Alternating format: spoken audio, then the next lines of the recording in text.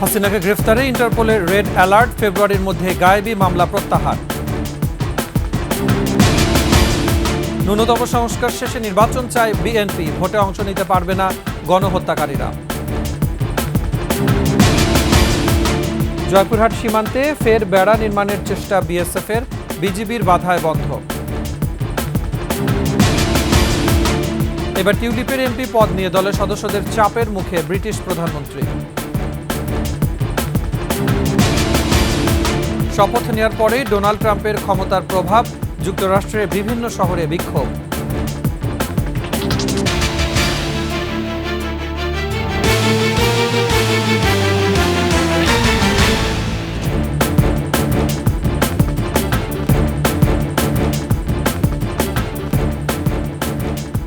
শুনছিলেন সংবাদ শিরোনাম। আমন্ত্রণ রাতের 21 সংবাদে, সাথে আছি মুজাহিদুল ইসলাম। দর্শক, 21 টেলিভিশনের সংবাদ একসাথে সরাসরি দেখতে পাবেন আমাদের ফেসবুক পেজ www.facebook.com/21 online। এছাড়া সাবস্ক্রাইব করতে পারেন www.youtube.com/@21etv চ্যানেলে। এছাড়া সংবাদে আরও যা থাকছে: বন্দীদের খোঁজ জানতে 1 সপ্তাহের মধ্যে চালু হচ্ছে হটলাইন নাম্বার। নিখোঁজ সহ সব কারাবন্দীর তথ্য জানতে পারবেন স্বজনরা।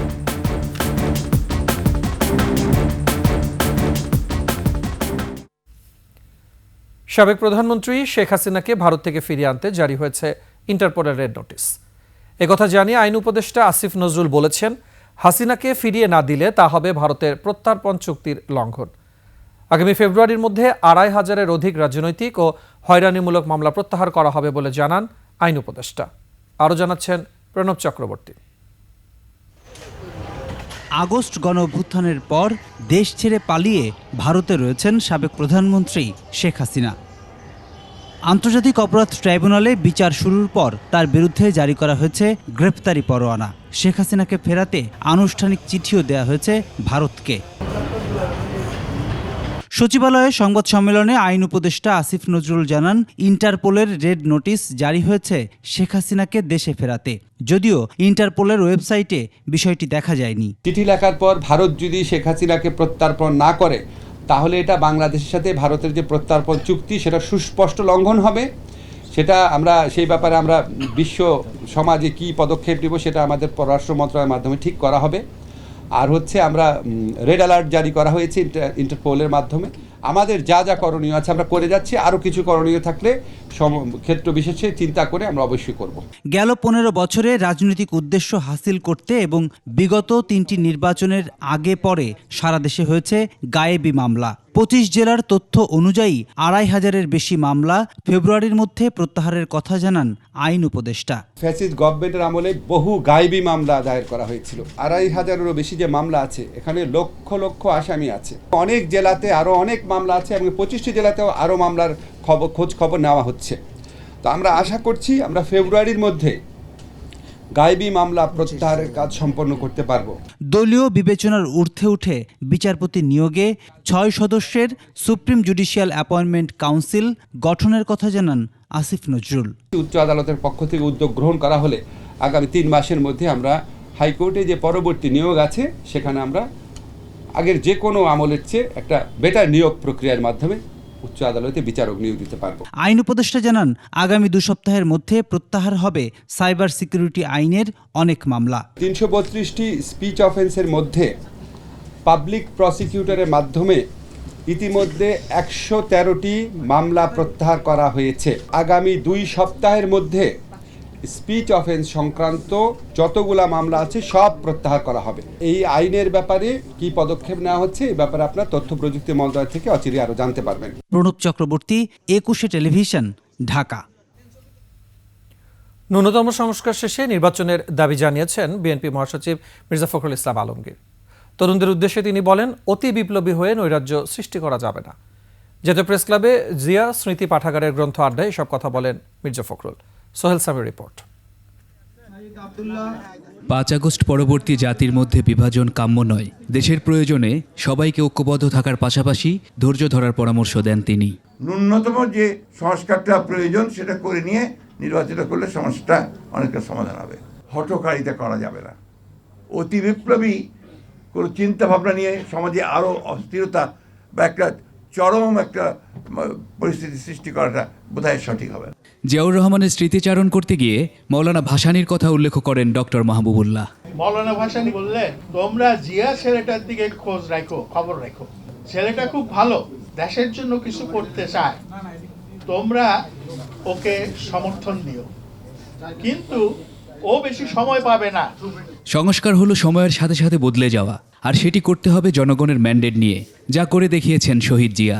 আমরা যদি শহীদ প্রেসিডেন্ট জিয়াউর রহমানের সত্যিকার অর্থে যে কন্ট্রিবিউশন রয়েছে বাংলাদেশের জন্মলগ্ন থেকে, সেটাই যদি নির্মোহভাবে সত্য এবং সঠিকভাবে জাতির সামনে তুলে ধরতে পারি, তাহলে ইনশাআল্লাহ বাংলাদেশে না বিশ্ব ইতিহাসেও উনি যে একজন অযাচিত রাষ্ট্রনায়ক ছিলেন সেটি সুপ্রতিষ্ঠিত হয়ে থাকবে। জিয়াউর রহমানের জন্মবার্ষিকী উপলক্ষে অপর এক অনুষ্ঠানে রাজধানীর শেরেবাংলা কৃষি বিশ্ববিদ্যালয়ে নিম গাছ রোপণ করা হয়। অনুষ্ঠান শেষে বিএনপি নেতা বলেন, জিয়াউর রহমান সাহেব হচ্ছেন সেই নেতা যিনি জানতেন, জেনে সেই পথে গিয়েছেন এবং অন্যকে সেই পথে যেতে উৎসাহিত করেছেন। এজন্যই বলা হয়েছে যে who knows the way goes the way and shows the way. আমরা সেই দলের অনুসারী, এটা হচ্ছে আমাদের গর্ব। সোহেল সামি, একুশে টেলিভিশন, ঢাকা। যারা খুন গুমের সাথে জড়িত এবং গুরুতর মানবাধিকার লঙ্ঘন করেছে তারা যেন রাষ্ট্র পরিচালনায় আসতে না পারে এ বিষয়ে সুপারিশ করেছে নির্বাচন ব্যবস্থা সংস্কার কমিশন। নির্বাচন ভবনে এক অনুষ্ঠানে সংস্কার কমিশন প্রধান বদিউল আলম মজুমদার বলেন, যারা নির্বাচনকে প্রশ্নবিদ্ধ করেছে বিশেষ কমিশন গঠন করে তাদের বিচারের আওতায় আনারও প্রস্তাব দেওয়া হয়েছে। শিউলি শবনমের report. Reporters forum for election and democracy RFED আয়োজিত অনুষ্ঠানে গণমাধ্যম কর্মীদের সাথে সংলাপে অংশ নেন নির্বাচন ব্যবস্থা সংস্কার কমিশন প্রধান ডক্টর বদিউল আলম মজুমদার।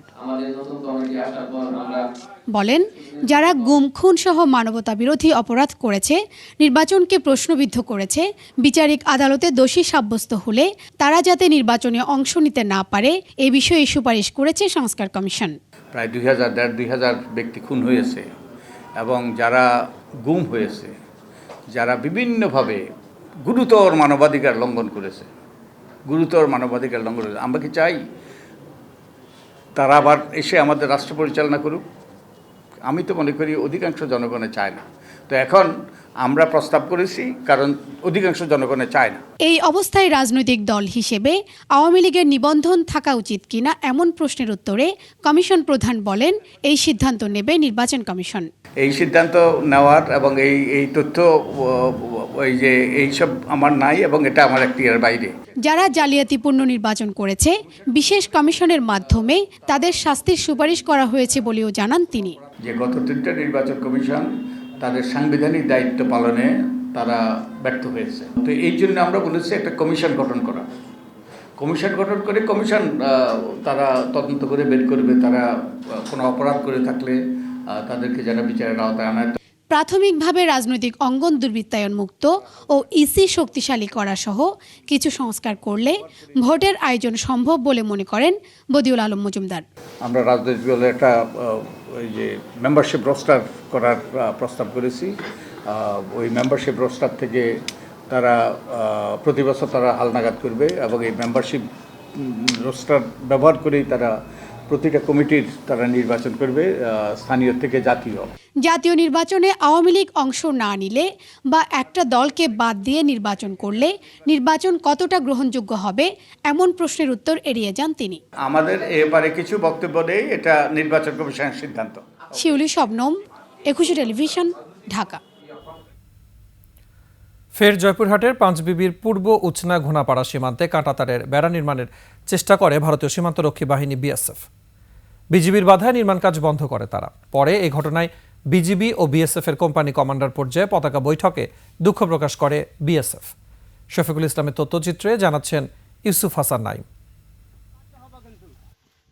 ভোরে ঘন কুয়াশার ভেতরেই ভারতীয় চকগোপাল ক্যাম্পের BSF সদস্যরা বাংলাদেশের 281/35 পিলারের অংশের 20 বিজিবি হাটখোলা পূর্ব উচনা গ্রামের 0 পয়েন্ট থেকে 25 থেকে 30 গজ দূরে কাঁটাতারের বেড়া নির্মাণের কাজ শুরু করে। হাটখোলা বিওপির বিজিবির সদস্যরা এতে বাধা দিলে উত্তেজনা শুরু হয়। এক পর্যায়ে BSF সদস্যরা বেড়া তৈরির নির্মাণ সামগ্রী নিয়ে চলে যেতে বাধ্য হন।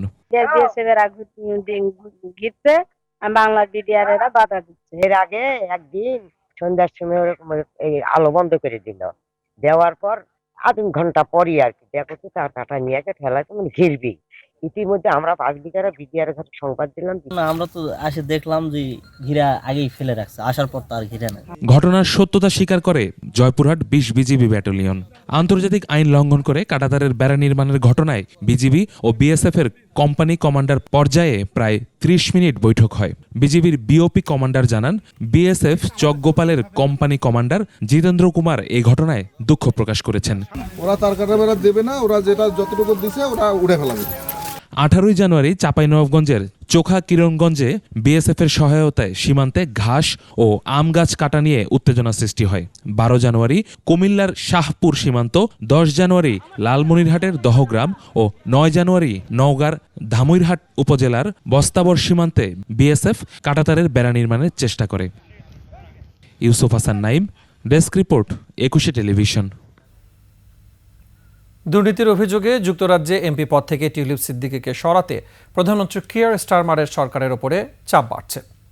এই নিয়ে ব্রিটিশ সংবাদ মাধ্যম বিবিসির প্রতিবেদনে বলা হয়, বাংলাদেশে গণ অভ্যুত্থানে ক্ষমতাচ্যুত প্রধানমন্ত্রী শেখ হাসিনার সঙ্গে টিউলিপ সিদ্দিকের যোগসাজশ সম্পর্কে লেবার পার্টি অনেক আগে থেকেই জানত। রাজনৈতিক মিত্রদের বিষয়ে স্টারমার বরাবরই অন্ধ, এমন অভিযোগ খোদ তার দলেরই নেতাকর্মীদের। বিস্তারিত দুলি মল্লিকের ডেস্ক রিপোর্টে। দীর্ঘ 8 বছর আয়নাঘরে বন্দী ছিলেন ব্যারিস্টার আহমেদ বিন কাসেম আরমান। গেল 5 আগস্ট গণ অভ্যুত্থানের মুখে প্রধানমন্ত্রী শেখ হাসিনা দেশ ছেড়ে পালিয়ে যাওয়ার পর বন্দিশালা থেকে মুক্ত হন আরমান। আরমানের এই গল্পটা ভিন্ন হতো যদি 2016 সালে যুক্তরাজ্যের city minister tulip Siddique British গণমাধ্যম চ্যানেল 4 এর সাংবাদিকের হস্তক্ষেপ চেয়ে আবেদনে সাড়া দিতেন। সেদিন উল্টো ক্ষুব্ধ প্রতিক্রিয়া জানিয়েছিলেন টিউলিপ। কারণটা এখন স্পষ্ট বিভিন্ন গণমাধ্যমের রিপোর্টে। সম্প্রতি ব্রিটিশ সংবাদ মাধ্যম বিবিসির প্রতিবেদনে বলা হয়, 2015 সালে লেবার এমপি হিসেবে নির্বাচিত হওয়ার আগে থেকেই বাংলাদেশে গণ অভ্যুত্থানে ক্ষমতাচ্যুত প্রধানমন্ত্রী শেখ হাসিনা ও তার দল আওয়ামী লীগের সঙ্গে টিউলিপের সম্পর্কের বিষয়ে জানত লেবার পার্টি। টিউলিপ তার নির্বাচনী প্রচারণায় অন্য দেশের মানবাধিকার ইস্যুকে গুরুত্ব দিল খালা শেখ হাসিনার 15 বছরের শাসনামলে বিচার বহির্ভূত হত্যা ও গুম নিয়ে তেমন কোনো কথা বলেননি। How does it look? How does the British government deal with a regime like that? আর যুক্তরাজ্যে বাংলাদেশিদের ভোট পেতে টিউলিপ হাসিনার সম্পর্কের বিষয়ে উদাসীন ছিলেন লেবার নেতা ও বন্ধু কিয়ার স্টারমার। খোদ তার দলেরই নেতাকর্মীদের অভিযোগ, স্টারমার তার বন্ধুবান্ধব ও রাজনৈতিক মিত্রদের জন্য বরাবরই অন্ধ ছিলেন। The houses that she owned or didn't own, I think it's about, we have so many Bangladeshi people living in this country, and I think it was always going to be the case. এই অবস্থায় কেন সবকিছু জানা সত্ত্বেও টিউলিপকে যুক্তরাজ্য সরকারের গুরুত্বপূর্ণ পদে মনোনীত করা হলো তা নিয়ে প্রশ্নের মুখে পড়েছেন কিয়ার স্টারমার। স্বাধীন তদন্তে যাই আসুক না কেন, শুধু মন্ত্রিত্ব নয়, টিউলিপ সিদ্দিককে এমপি পদ থেকে সরানোর দাবি জোরালো হচ্ছে। দুলি মল্লিক, ডেস্ক রিপোর্ট, 21 টেলিভিশন। শপথ গ্রহণের প্রথম দিনেই স্পষ্ট হয়ে উঠেছে ডোনাল্ড ট্রাম্পের ক্ষমতার প্রভাব। দায়িত্ব গ্রহণের কয়েক ঘন্টার মধ্যে মার্কিন অভিবাসন নীতি এবং আশ্রয়দানের উপরে নতুন কঠোর বিধিনিষেধ আরোপ করেছেন ট্রাম্প। শুধু তাই নয়, অভিষেক অনুষ্ঠানের ভাষণে পানামা খালের নিয়ন্ত্রণ নেওয়ার প্রতিজ্ঞা করার পাশাপাশি মার্কিন প্রশাসনের হাজারো কর্মকর্তাকে বহিষ্কারের হুঙ্কার দিয়েছেন ট্রাম্প। এদিকে দেশটির বিভিন্ন স্থান আর সীমান্ত এলাকায় ট্রাম্প বিরোধী বিক্ষোভ অব্যাহত আছে। আফসানা নীলার ডেস্ক রিপোর্ট। ক্ষমতা গ্রহণের পরপরই চমকের ঝড় বইয়ে দিচ্ছেন বিশ্বের অন্যতম ক্ষমতাধর দেশ যুক্তরাষ্ট্রের নবনির্বাচিত প্রেসিডেন্ট ডোনাল্ড ট্রাম্প। শপথ নেয়ার পর প্রথম দিনই অভিবাসন ঠেকাতে নির্বাহী আদেশে সই করেছেন তিনি। মার্কিন মেক্সিকো সীমান্তে জরুরি অবস্থা ঘোষণা করেছেন। শুধু তাই নয়, আশ্রয় প্রার্থীদের জন্য জো বাইডেনের চালু করা একটি অ্যাপ বন্ধ করে দিয়েছেন ট্রাম্প। এই অ্যাপের মাধ্যমে সীমান্ত দিয়ে প্রবেশের জন্য আগে থেকেই বুকিং করা হতো। মার্কিন গণমাধ্যম জানিয়েছে এই অ্যাপে 30,000 লোকের অ্যাপয়েন্টমেন্ট ছিল। সাংবাদিকদের ট্রাম্প বলেছেন, বাইডেন প্রশাসনের ধ্বংসাত্মক নীতি একে একে বাতিল করা হবে। তিনি আরও জানান, আমেরিকার প্রয়োজন মতো লোক নিতে অভিবাসন নীতি হবে আইনি প্রক্রিয়ার মধ্য দিয়ে, এতে কোনো ছাড় দেয়া হবে না। vast numbers of people. Canada's এছাড়া ট্রাম্পের প্রধান উপদেষ্টা এবং অভিবাসন নীতিতে কট্টরপন্থী খ্যাত স্টিফেন মিলার সামাজিক যোগাযোগ মাধ্যমে ঘোষণা দেন দরজা বন্ধ করে দেয়া হয়েছে। তিনি লিখেছেন, যুক্তরাষ্ট্রে প্রবেশে আগ্রহী সব অবৈধ অভিবাসীদের এখনই ফিরে যাওয়া উচিত, না হলে তারা বহিষ্কারের মুখোমুখি হবেন। প্রথম দিনেই ট্রাম্প প্রশাসনের 4 জন কর্মকর্তাকে বহিষ্কার করে নিজের সামাজিক যোগাযোগ মাধ্যম ট্রুথ সোশ্যালে এক পোস্টে বলেছেন, ভবিষ্যতে আরও সহস্রাধিক কর্মকর্তাকে দায়িত্ব থেকে অপসারণ করা হবে। অভিষেক বক্তব্যে পানামা খাল দখলের ডাকও দিয়েছেন ট্রাম্প। এদিকে ট্রাম্পের এমন সব কার্যকলাপে হতাশা দেখা দিয়েছে অভিবাসন প্রত্যাশীদের মাঝে। মার্কিন মেক্সিকান সীমান্তে বিক্ষোভ করেছে হাজারো মানুষ। এছাড়া নিউ ইয়র্কের ওয়াশিংটন স্কয়ার পার্ক, শিকাগোর ট্রাম্প টাওয়ার, ওয়াশিংটন ডিসি, লস অ্যাঞ্জেলসের সিটি হলের বাইরে ট্রাম্প বিরোধী র্যালিতে অংশ নেন বিক্ষোভকারীরা। প্রথম দিনেই নজিরবিহীনভাবে একাধিক নির্বাহী আদেশ জারি করেন ট্রাম্প। তার মধ্যে অন্যতম হল সাবেক প্রেসিডেন্ট বাইডেনের 78টি আদেশ বাতিল, জলবায়ু নীতি থেকে বের হওয়া, বিশ্ব স্বাস্থ্য সংস্থা থেকে বের হওয়া, ক্যাপিটল হিলে দাঙ্গায় জড়িত 1600 জনকে ক্ষমা করে দেয়া ইত্যাদি। আগামী 90 দিনের জন্য যুক্তরাষ্ট্রের সব ধরনের বৈদেশিক সহায়তা কর্মসূচিও বন্ধ করে দিয়েছেন ট্রাম্প। আফসানা নীলা, ডেস্ক রিপোর্ট, 21 টেলিভিশন। অভিবাসন বিধান বাতিল এবং জলবায়ু সংক্রান্ত প্যারিস চুক্তি থেকে বেরিয়ে আসার মতো ট্রাম্পের নির্বাহী আদেশগুলো হঠকারী ও নেতিবাচক সিদ্ধান্ত। বিশেষজ্ঞদের মতে এসব নির্বাহী আদেশ বাস্তবায়নে আইনি চ্যালেঞ্জ রয়েছে এবং সংবিধানের সঙ্গে সাংঘর্ষিক। তবে মোরলের সিদ্ধান্ত বাস্তবায়ন হলে সংযুক্ত দেশগুলো ক্ষতিগ্রস্ত হবে বলে আশঙ্কা বিশেষজ্ঞদের। বিস্তারিত আকবর হোসেন সুমনের রিপোর্টে। শপথ নিয়েই নির্বাহী আদেশের ঝড় তোলেন যুক্তরাষ্ট্রের 47তম প্রেসিডেন্ট ডোনাল্ড ট্রাম্প। জন্মসূত্রে নাগরিকত্ব সংক্রান্ত আইন বাতিল, প্যারিস চুক্তি থেকে বেরিয়ে আসা কিংবা যুক্তরাষ্ট্রে আশ্রয় প্রার্থীদের মেক্সিকোতে থেকে যাওয়ার নির্বাহী আদেশগুলো নিয়ে বিশ্বজুড়ে চলছে সমালোচনার ঝড়। মসনদে বসেই বিদায়ী প্রেসিডেন্ট জো বাইডেনের অধিকাংশ পদক্ষেপ বাতিল করেন ট্রাম্প। এর মধ্যে হাস্যকর বিশেষণ দেওয়া জন্মসূত্রে নাগরিকত্ব বিধান, জলবায়ু নীতি অব্যাহতি এবং রিমেইন ইন মেক্সিকো উদ্যোগ নাড়া দিয়েছে গোটা বিশ্বকে। জলবায়ু পরিবর্তন বিষয়ক যে প্যারিস চুক্তি আছে সেখান থেকে উনি মার্কিন যুক্তরাষ্ট্রকে উইথড্র করবার যে একটা সিদ্ধান্ত দিয়েছেন, এটা আমরা মনে করি যে বড় রকমের একটা হঠকারী পদক্ষেপ এবং অত্যন্ত নেতিবাচক একটা পদক্ষেপ। কিন্তু ট্রাম্প তো ট্রাম্পই, উনি কারো তোয়াক্কা করেন না। পশ্চিমা বিশ্বের কাছে ট্রাম্পের এসব চমক অনাকাঙ্ক্ষিত নয়, বরং হালকাভাবে না নিয়ে অভিঘাত মোকাবেলায় বাংলাদেশকে প্রস্তুতির তাগিদ এই বিশ্লেষকের। আমরা দেখেছি অভিবাসন নীতি নিয়ে তিনি কতগুলো নতুন নতুন আইনের প্রবর্তন করেছেন বা এক্সিকিউটিভ অর্ডার উনি দিয়েছেন। এগুলোর সরাসরি অভিঘাত বাংলাদেশের উপর কী হবে, আমার মনে হয় এটা নিয়ে খুব সিরিয়াস স্টাডি হওয়া দরকার। কারণ এগুলোকে হালকাভাবে নেওয়ার কোনো কারণ নাই। আপাত দৃষ্টিতে মনে হতে পারে যে আসলে আমাদের উপর যা হবে সেটি হলো সরাসরি অভিঘাত না, এগুলো পরোক্ষভাবে। কিন্তু প্রত্যক্ষ বা পরোক্ষ যাই হোক, সেটি নিয়ে আমাদের এক ধরনের একটা প্রস্তুতি নেওয়ার প্রয়োজন রয়েছে। সীমান্ত বন্ধ ও বিদেশি সন্ত্রাসী সংগঠন নিষিদ্ধ করার পাশাপাশি ইউক্রেন রাশিয়া যুদ্ধ অবসানেরও ঘোষণা দিয়েছেন ট্রাম্প।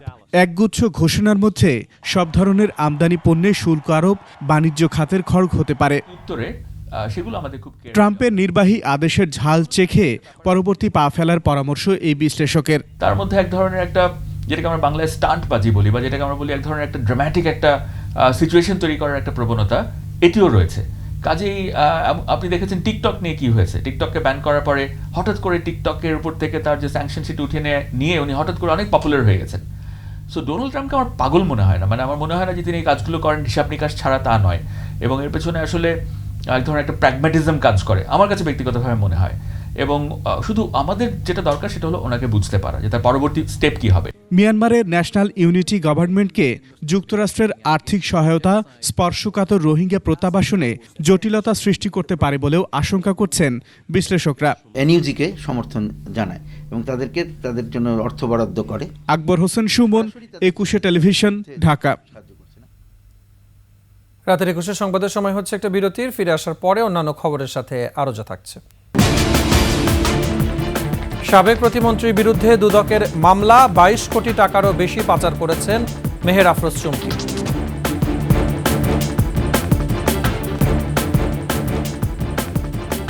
বিরতির পর আবারও আমন্ত্রণ রাতের 21 সংবাদে। বাংলাদেশের গণতন্ত্রের পথে অগ্রযাত্রায় পূর্ণ সমর্থনের কথা জানিয়েছেন জার্মান চ্যান্সেলর ওলাফ শোলস। সুইজারল্যান্ডে ওয়ার্ল্ড ইকোনমিক ফোরামের বৈঠকের সাইডলাইনে বাংলাদেশের প্রধান উপদেষ্টা ডক্টর মোহাম্মদ ইউনূসের সাথে সাক্ষাতে এই সমর্থনের কথা জানান তিনি। প্রধান উপদেষ্টা সংস্কার কমিশনের রিপোর্ট দেওয়ার পরবর্তী রাজনৈতিক ঐক্যমত্য প্রচেষ্টার বিষয়টি তুলে ধরেন। বলেন, রাজনৈতিক দলগুলো জুলাই চার্টারে সই করবে, যা কিনা জুলাই অভ্যুত্থানে গণতান্ত্রিক চেতনাকে ধারণ করবে। দুই নেতা রোহিঙ্গা সংকট এবং মিয়ানমার পরিস্থিতি নিয়েও আলোচনা করেন।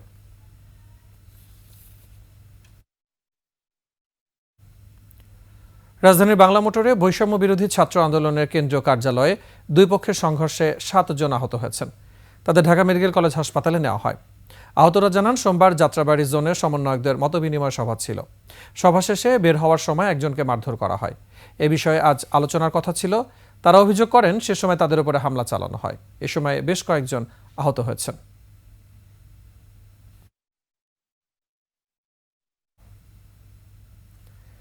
যে উদ্দেশ্য নিয়ে জুলাই গণঅভ্যুত্থান হয়েছে তা বাস্তবায়ন হচ্ছে না বলে অভিযোগ করেছেন জাতীয় নাগরিক কমিটির আহ্বায়ক নাসিরউদ্দিন পাটোয়ারি। রাজধানী গুলশানের একটি কনভেনশন হলে থানা প্রতিনিধি সভায় জাতীয় নাগরিক কমিটির আহ্বায়ক নাসিরউদ্দিন পাটোয়ারি বলেন, গণঅভ্যুত্থানে আহত ও নিহতদের জন্য জুলাই স্মৃতি ফাউন্ডেশন হলেও সেটির তেমন কার্যক্রম বর্তমানে দেখা যাচ্ছে না। জাতীয় নাগরিক কমিটি জবাবদিহিতার আওতায় আনতে কাজ করছে বলেও জানান তিনি। মন্থর গতিতে বর্তমান সরকারকে আমরা দেখছি, তারা তাদের কার্যক্রম চালাচ্ছে। আমরা যে আশা আকাঙ্ক্ষা নিয়ে আবু সাহিদ শহীদ হয়েছিল, আমাদের ভাই এখনো অসংখ্য ভাই মৃত্যুর সাথে হসপিটালে পাঞ্জা লড়ছে।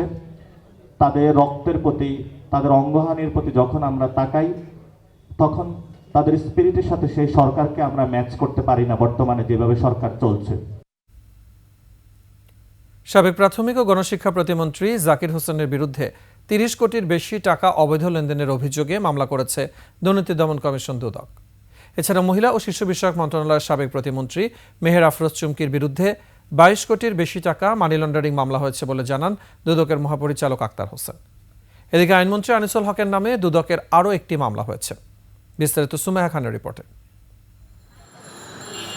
একের পর এক বেরিয়ে আসছে আওয়ামী শাসন আমলে নেতাকর্মীদের অপকর্ম, দুর্নীতি ও অবৈধ সম্পদের নানা তথ্য। কুড়িগ্রাম 4 আসনের সাবেক সংসদ সদস্য, প্রাথমিক ও গণশিক্ষা প্রতিমন্ত্রী জাকির হোসেনের বিরুদ্ধে 9টি ব্যাংক হিসেবে 30 কোটি টাকার বেশি অবৈধ লেনদেন ও মানি লন্ডারিং এর কারণে মামলা করেছে দুর্নীতি দমন কমিশন। জাকির হোসেন আর্থিকভাবে লাভবান হওয়ার জন্য সরকারের দায়িত্বশীল পদে থেকে সম্পত্তির অবৈধ উৎস গোপন ও আড়াল করার উদ্দেশ্যে হস্তান্তর, স্থানান্তর এবং রূপান্তরের অপরাধে মামলা রুজু করা হয়েছে। এছাড়াও গাজীপুর 5 আসনের সাবেক এমপি ও মহিলা ও শিশু বিষয়ক মন্ত্রণালয়ের সাবেক প্রতিমন্ত্রী মেহের আফরোজ চুমকির বিরুদ্ধে 22 কোটি টাকার বেশি অবৈধ লেনদেনের কারণে মামলা করা হয়েছে। মেহের আফরোজ সরকারি কর্মচারী হিসেবে দায়িত্ব পালনকালে সম্পত্তির অবৈধ উৎস গোপন ও আড়াল করার উদ্দেশ্যে হস্তান্তর, স্থানান্তর, রূপান্তর করার অপরাধে মামলা রুজু করা হয়েছে। এদিকে কুষ্টিয়া 1 আসনের সাবেক এমপি সারোয়ার জাহান বাদশা ও তার স্ত্রী মাহমুদা সিদ্দিকীর বিরুদ্ধে 6টি ব্যাংক হিসেবে মোট 11 কোটি টাকার বেশি অবৈধ লেনদেনের কারণে মামলা করেছে দুদক। সাবেক আইনমন্ত্রী আনিসুল হকের বিরুদ্ধে 29টি ব্যাংক হিসেবে মোট 316 কোটি টাকার বেশি দুর্নীতি ও মানি লন্ডারিং এর আরও একটি মামলা হয়েছে। সারোয়ার জাহান, মাহমুদা সিদ্দিক অসৎ উদ্দেশ্যে নিঃস্বার্থে আর্থিকভাবে লাভবান হওয়ার জন্য পরস্পর যোগসাজশে সম্পদ অর্জন করার অপরাধে তিনি ও তার স্বামীর বিরুদ্ধে মামলা রুজু করা হয়েছে। এদিকে দুর্নীতির দায়ে গণপূর্তের উচ্চমান সহকারী তৈয়বুর রহমানকে গ্রেপ্তার করেছে দুর্নীতি দমন কমিশন। সুমাইয়া খান, 21 টেলিভিশন, ঢাকা। গোপালগঞ্জে পুলিশের সাবেক মহাপরিদর্শক বেনজির আহমেদের মালিকানাধীন সাভানা ইকো রিসোর্ট পার্কে অভিযান চালিয়েছে জাতীয় রাজস্ব বোর্ডের সেন্ট্রাল ইন্টেলিজেন্স সেল। সকালে সদর উপজেলার বৈরাগীটোল গ্রামে 621 বিঘা জমির ওপরে নির্মিত savanna eco resort and natural পার্কে এনবিআরের গোয়েন্দা সেলের 15 সদস্যদের দল অভিযান চালায়। সে সময় বিনিয়োগের নথি, আয় ব্যয়ের যাবতীয় হিসাবপত্র, কম্পিউটারের হার্ড ডিস্ক সহ তথ্য উপাত্ত যাচাই করে সিআইসি টিম। পাওয়া যায় বিপুল পরিমাণ অর্থের কর ফাঁকির প্রমাণ।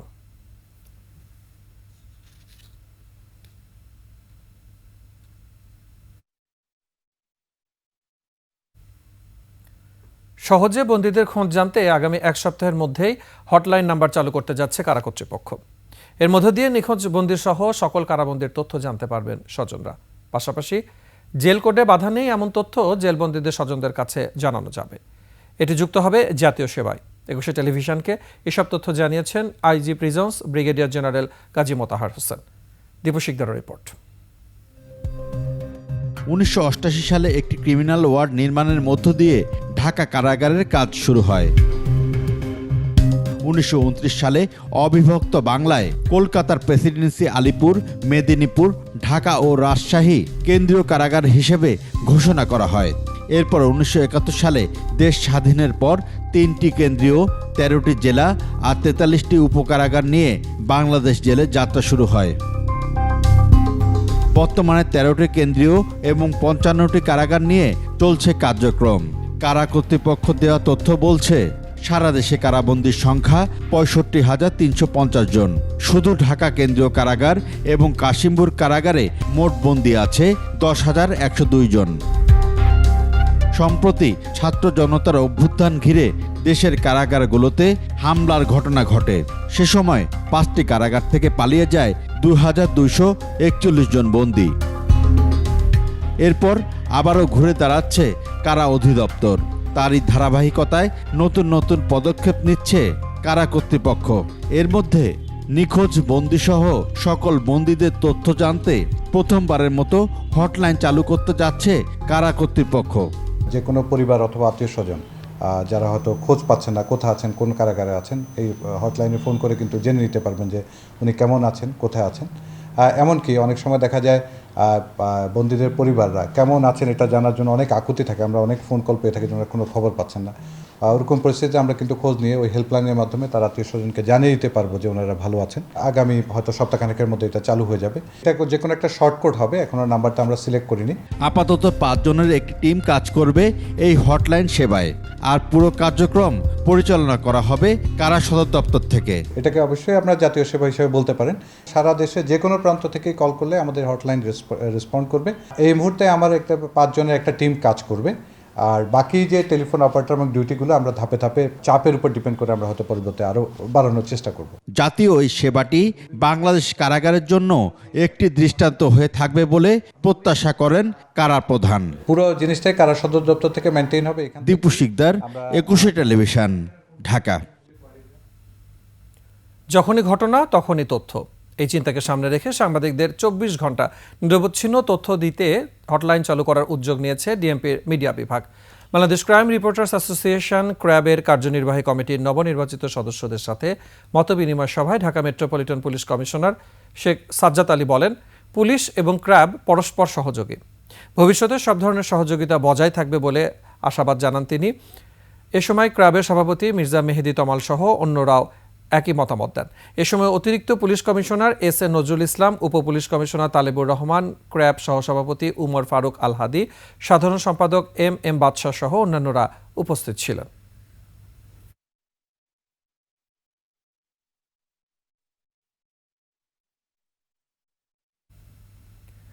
রাজশাহী বিশ্ববিদ্যালয়ের সমাজবিজ্ঞান বিভাগের অন্যতম প্রতিষ্ঠাতা প্রথিতযশা সমাজবিজ্ঞানী ডক্টর ফজলুর রশিদ খান আর নেই। বিকালে রাজধানীর একটি হাসপাতালে বার্ধক্যজনিত কারণে মারা যান তিনি। বুধবার বাদজোহর উত্তর মণিপুরি পাড়া জামে মসজিদে তার নামাজে জানাজা হবে। পরে আগারগাঁও কবরস্থানে দাফন করা হবে।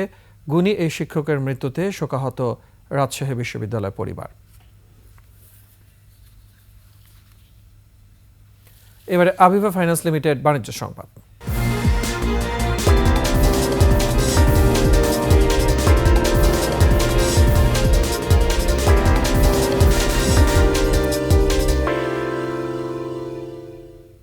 ব্যাংক ইন্স্যুরেন্সের অনুমোদন পেয়েছে সিটি ব্যাংক এবং Akij Takaful life insurance. City ব্যাংকের বিজয়নগর শাখায় গ্রাহকদের মধ্যে পলিসি কার্যক্রম শুরু করে। এ সময় Akij Takaful life insurance city bank এবং বিমা গ্রাহকদের অভিনন্দন জানিয়ে ব্যাংকারসের সাথে থাকার আহ্বান জানান। উপস্থিত ছিলেন সিটি ব্যাংকের উপব্যবস্থাপনা পরিচালক ও রিটেইল ব্যাংকিং প্রধান অরূপ হায়দার এবং আকিজ তাকাফুল লাইফ ইন্স্যুরেন্সের ডিএমডি ও chief corporate officer Mohammad Masuduzzaman Khan সহ ঊর্ধ্বতন কর্মকর্তারা। আইডিসিএলসি ফাইন্যান্স চালু করল শরিয়া অর্থায়ন উইন্ডো আইডিএলসি ইসলামিক। উদ্বোধনী অনুষ্ঠানে উপস্থিত ছিলেন বাংলাদেশ ব্যাংকের deputy governor Zakir Hossain, IDLC ফাইন্যান্সের chairman M Jamal Uddin, central Sharia board for Islamic banks of বাংলাদেশের চেয়ারম্যান অধ্যাপক ডক্টর মোহাম্মদ গিয়াসউদ্দিন তালুকদার সহ শরিয়া বিশেষজ্ঞ, শিল্প খাতের নেতা সহ অংশীদাররা।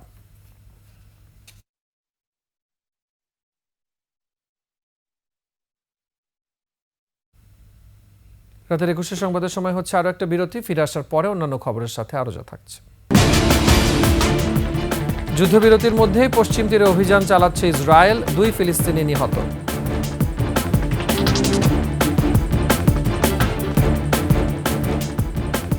বিরতির পর আবারও আমন্ত্রণ রাতের 21 সংবাদ।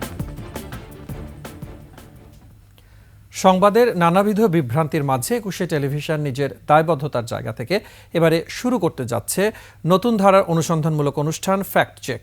প্রতি মঙ্গলবার রাত 10টায় সরাসরি প্রচারিত হবে এই অনুষ্ঠান। তথ্য, অপতথ্য, ভুল তথ্য আর গুজব নিয়ে 21 টেলিভিশনের চেয়ারম্যান অ্যান্ড সিও আব্দুল সালামের পরিকল্পনা। অনুষ্ঠানটির গবেষণা এবং উপস্থাপনায় রয়েছেন সিনিয়র সাংবাদিক হারুনুর রশিদ। প্রযোজনায় শুভ আহমেদ। গুজব চেনার পদ্ধতিও জানাবেন বিশ্লেষকেরা, বলবেন সচেতনতার কথা।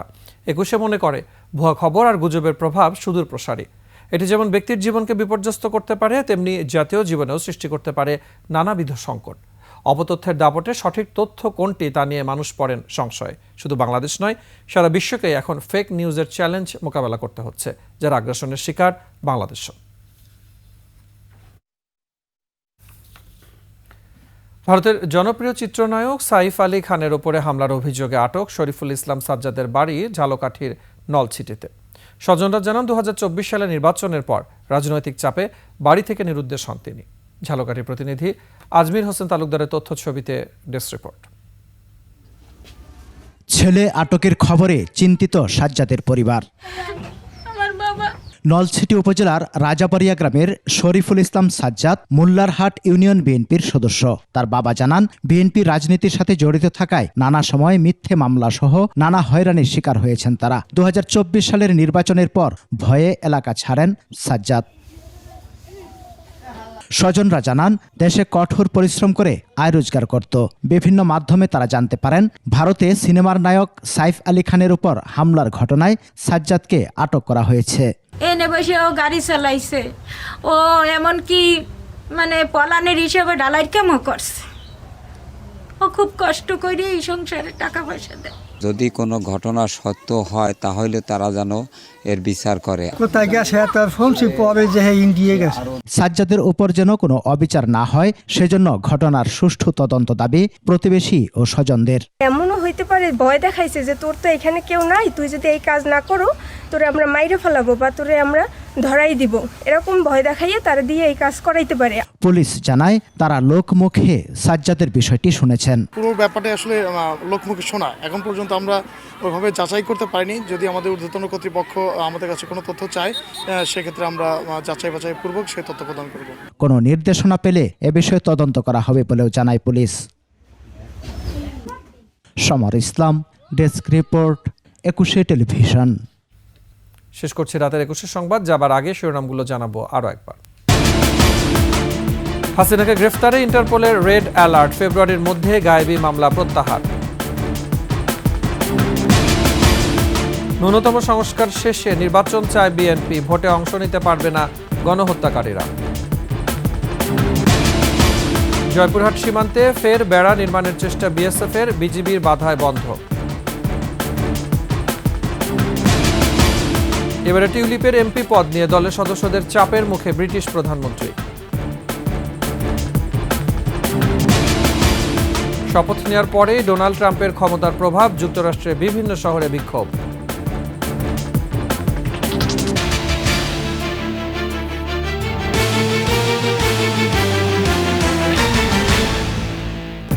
সর্বশেষ সংবাদ জানতে ডায়াল করুন 2021 নম্বরে আর ভিজিট করুন 21-tv.com ওয়েবসাইট। ফেসবুকে ভিজিট করতে পারেন www.facebook.com/2124 অনলাইন। এছাড়া সাবস্ক্রাইব করতে পারেন www.youtube.com/21tv চ্যানেলে। এতক্ষণ সাথে থাকার জন্য ধন্যবাদ। পরবর্তী সংবাদ রাত 1টায় দেখার আমন্ত্রণ রইল। 21-এর সাথে থাকুন।